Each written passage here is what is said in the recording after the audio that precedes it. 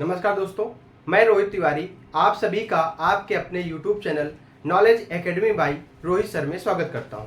उम्मीद करता हूं आप सभी स्वस्थ होंगे, अच्छे होंगे और आपकी पढ़ाई अच्छी चल रही होगी। आज हम बात करेंगे UP triple S C junior assistant संबंधित टाइपिंग वालों के लिए कुछ कन्फ्यूजन है उसमें, और ITI अनुदेशक भर्ती जो DV होनी है उनकी चर्चा हम इस वीडियो के माध्यम से करेंगे। तो जो छात्र ITI से अनुदेशक भर्ती की DV देने जाना है वो भी चीज़ों को सुने, और जो परेशान हैं वो परेशान होने की उनको ज़रूरत नहीं है। वो हम आप बताएंगे कि आपके साथ क्या परेशानी हो रही है और आपको वो कैसे दूर होनी है, सारी चीज़ें हम आपको इस वीडियो के माध्यम से बताएंगे। उससे पहले यदि आप चैनल पर नए आते हैं तो चैनल को सब्सक्राइब जरूर कर लिया करें। चैनल को सब्सक्राइब करने में कोई कंजूसी ना किया करें। वीडियो को अंत तक देखने के बाद वीडियो को लाइक भी किया करें। ठीक है, चलिए हम लोग बात करते हैं सबसे पहले ITI अनुदेशक भर्ती परीक्षा के लिए। समझिएगा, 21 अगस्त कब है? 21 अगस्त से आपकी DV स्टार्ट है। तो आपके 21 अगस्त से DV स्टार्ट है, अभी प्रपत्र जारी नहीं हुए हैं। बहुत ही जल्द आपके प्रपत्र जारी हो जाएंगे। प्रपत्र जारी होने का मतलब ये नहीं है कि उसी दिन जारी होंगे, आपको पहले से प्रपत्र जारी हो जाएंगे। प्रपत्र के साथ में सारी नोटिफिकेशन आपके पास आ जाएगी।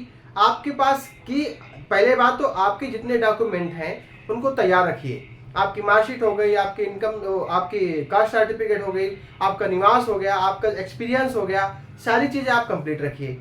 और एक चीज़ याद रखिएगा, जो आपके पास जब आपने फॉर्म फिल किया होगा, जो उसमें क्राइटेरिया दे रखा होगा कि इतने साल का एक्सपीरियंस, इतने साल का डिप्लोमा या इतने साल का, जो चीज़ें दे रखी होंगी वही चीज़ें मान्य होंगी। अगर आप सोचें कि हमने उस समय फॉर्म फिल कर दिया, पेपर पास हो गए और हमारे पास ये सर्टिफिकेट नहीं है, हमने एक फर्जी सर्टिफिकेट बनवा लिया या कहीं से भी लिखवा लिया, तो कभी ना कभी आप फंस सकते हैं। इसलिए आप जो चीज़ें आपके पास हों बिल्कुल प्रूफ होनी चाहिए, और जो चीज़ें होनी चाहिए बिल्कुल लीगल होनी चाहिए, और आपके पास जो चीज़ें होनी चाहिए बिल्कुल सही होनी चाहिए।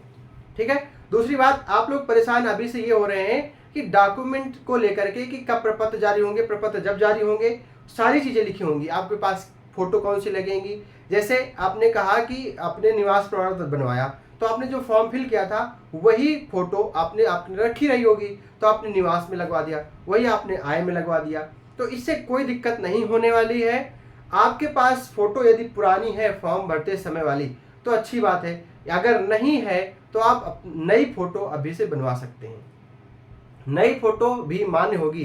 देखिए, वो पुरानी फोटो और नई फोटो में थोड़ा सा अंतर होगा, लेकिन आप होंगे तो वही ना, दूसरे तो होंगे नहीं। और ऐसा भी नहीं कि बहुत अंतर हो गया होगा, साल 2 साल 3 साल में उतना ज़्यादा अंतर नहीं होता है, तो ज़्यादा परेशान होने की जरूरत नहीं है। उसके बाद में आपको जो चीज़ें पूछनी है, अगर आपको कोई समस्या आती है तो जब आप DV देने जाएंगे, तो जब ऐसा नहीं कि आप जाएंगे वैसे ही आपको DV स्टार्ट हो जाएगी। पहले नीचे बैठाल करके डेस्क 1, डेस्क 2, डेस्क 3 जितना होंगी, जितने लोगों को एक दिन में बुलाया जाएगा वहाँ पे बुलाया जाएगा, बैठाना जाएगा, आपकी अटेंडेंस होगी, आपके सारी चीज़ें, अटेंडेंस के साथ साथ में आपसे पूछा जाएगा कि आपको किसी प्रकार की कोई समस्या तो नहीं है। सारी चीज़ें वो चेक करेंगे, आपके अटेंडेंस लेंगे कि आप किस साइन करवाएंगे। संपूर्ण घंटे 2 घंटे आपको वहीं नीचे बिठालते हैं। जो आपके पास समस्या होगी आप उनसे बताएंगे और आप उनसे पूछेंगे। उसके साथ साथ में आप लोग आपस में भी पूछ सकते हैं। जैसे आप, हमारा ग्रुप है, अगर आप उसमें ऐड हैं तो हो सकता है उसमें से कुछ छात्र हों, तो आप उनसे भी पूछ सकते हैं, हमसे भी पूछ सकते हैं। इसलिए किसी प्रकार की जरूरत नहीं है आपको परेशान होने की। दूसरी बात, ITI की बात खत्म होती है जैसे नोटिफिकेशन आएगा, मतलब जैसे ही प्रपत्र जारी होंगे उसका संपूर्ण नोटिफिकेशन हम आपको दे देंगे, संपूर्ण जानकारी उसी दिन हम आपको दे देंगे। इसलिए चैनल को सब्सक्राइब जरूर कर लें ताकि आपको भी ये वीडियो मिल सके, और प्रपत्र कैसे आपको फिल करना है वो भी हम आपको उस वीडियो के माध्यम से बताएंगे।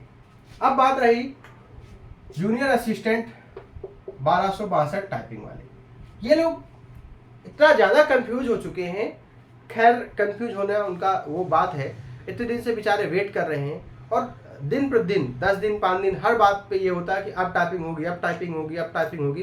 तो लोग परेशान हो चुके हैं। बिल्कुल परेशान होना उनका जायज़ है, लेकिन परेशान होने का मतलब ये नहीं है कि आप अपनी टाइपिंग से खिलवाड़ करने लगे। जैसे आपकी टाइपिंग अच्छी है तो अब कोई कह रहा है कि अगर आपकी टाइपिंग 50, 40, 45 जा रही है, आप प्रैक्टिस करने के लिए आप किसी इंस्टीट्यूट ज्वाइन कर सकते हैं। आपने घर में 45-50 ला रहे हैं तो आपको इंस्टीट्यूट ज्वाइन करने की क्या जरूरत है? वो भी कब ज्वाइन कर रहे हैं? जब आपका पेपर होने वाला है। कोई कह रहा है इंस्टीट्यूट ज्वाइन करेंगे 10 लोगों के बीच में टाइपिंग करेंगे तो आपका जो प्रेशर बनता है वो रिलीज होगा। ऐसा कुछ नहीं है, आप खुद से प्रेशर जब लेंगे तब आपके ऊपर प्रेशर आएगा, अन्यथा प्रेशर आता नहीं है।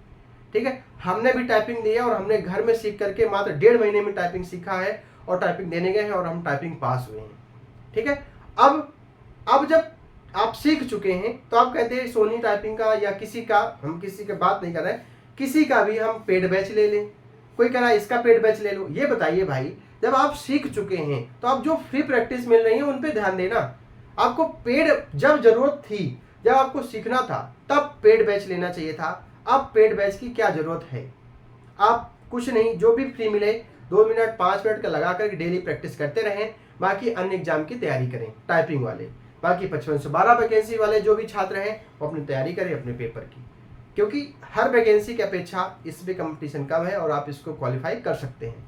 आपके पास इनमें इस वैकेंसी में बच्चे भी कम हैं, इसलिए इस वैकेंसी को ज़्यादा अच्छे तरीके से आप पढ़ करके आप इसको ज्वाइन कर सकते हैं। अगर आपको किसी प्रकार की समस्या आती है कि तो आप हमें डायरेक्ट बात कर सकते हैं, कॉल कर सकते हैं। कोई भी कन्फ्यूजन हो आप डायरेक्ट फ़ोन करके आप अपना कन्फ्यूजन दूर कर सकते हैं। ठीक है, मिलते हैं नेक्स्ट वीडियो में। धन्यवाद।